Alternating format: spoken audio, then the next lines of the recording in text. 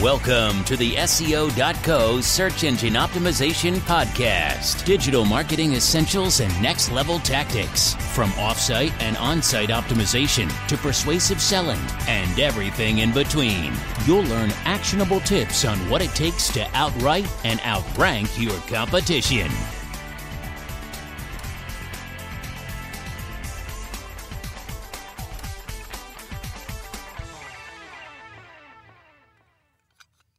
Welcome back to another episode of the SEO.co podcast. Today we're continuing the series SEO for Startups, and we're moving into Phase 4, Ongoing Relationship Management.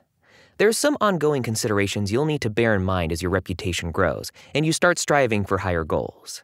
Media relations aren't something that can be initiated or executed as one-time events. They demand management and refinement over time. Journalist and influencer relationship management.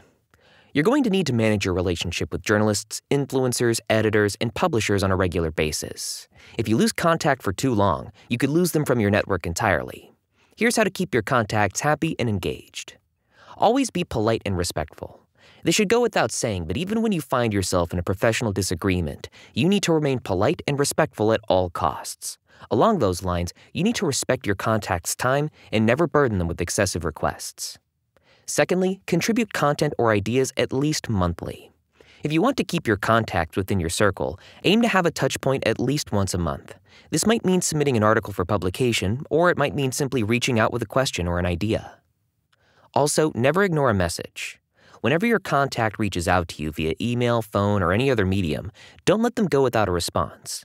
Even if you have to deny a request or don't have much value to add, a simple acknowledgement or receipt will let them know that you value them.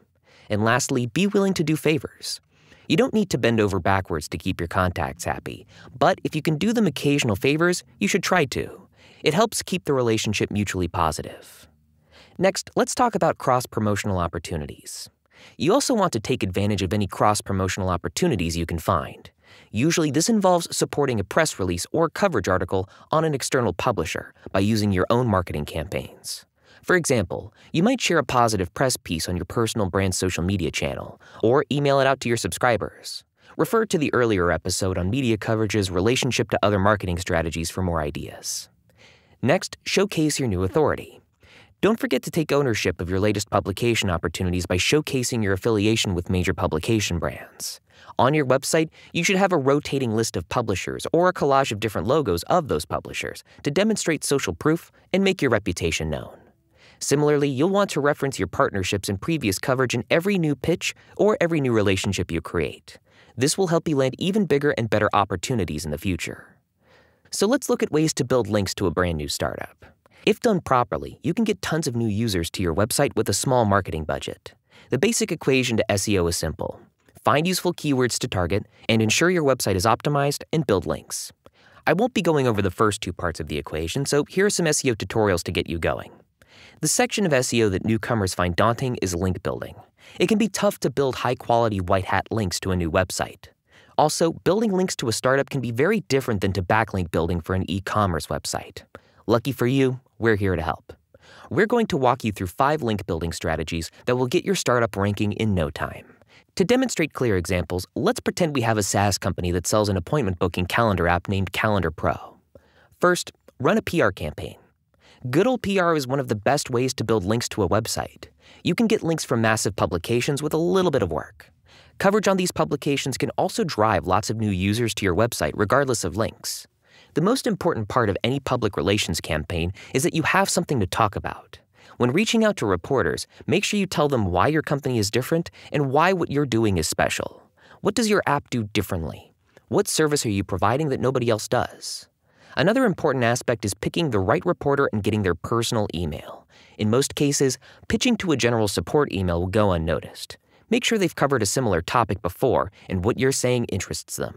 For example, Samantha Kelly at Mashable has written an article about the Google Calendar app. She's a perfect person to pitch to. Now you need her personal email. Go to Find Any Email, toss in her first name, last name, and email, and get it. Once you have her email, shoot her an email saying that you saw that she covered a similar article, you have a new startup that she may be interested in, and demonstrate why it's different from the others. And that's it. And that's all for this episode of the SEO Podcast. Join us next time as we move into the next part of SEO for Startups. Thanks again for listening to the SEO.co podcast. Thank you for joining us on the SEO.co podcast. We appreciate your time. Be sure to rate, review, and subscribe to the show and visit SEO.co for more resources based on today's topic, as well as access to more podcast episodes to help you improve your site's long-term SEO success.